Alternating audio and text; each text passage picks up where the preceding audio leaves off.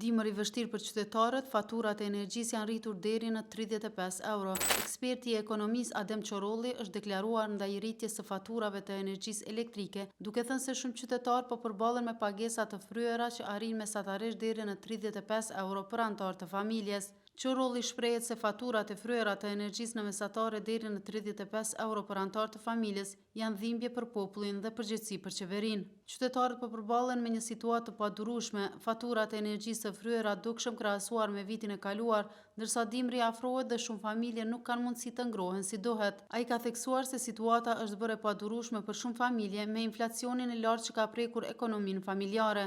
Inflacioni i lartë, çmimet e larta dhe mungesa e buxhetit e bëjnë këtë dimër edhe më të vështirë për njerëzit që jetojnë me të ardhurat të pakta. Sipas Qorollit, qeveria ka dështuar të mbrojë qytetarët dhe të planifikojë me kohë, duke quajtur këtë një pasqyrë të krizës së thellë të qeverisjes. Qeveria që duhet të jetë mbrojtëse dhe planifikuese është e dobët, e paaftë dhe shpesh e fokusuar vetëm tek karriget dhe interesat e veta. Është e qartë se populli po paguan pasojat e paaftësisë dhe neglizhencës së qeverisë. Institucionet nuk ofrojnë asgjë për të lehtësuar barën. Populli nuk mund të mbetet peng i paaftësisë dhe interesave private të atyre që qeverisin, ka deklaruar Qorolli.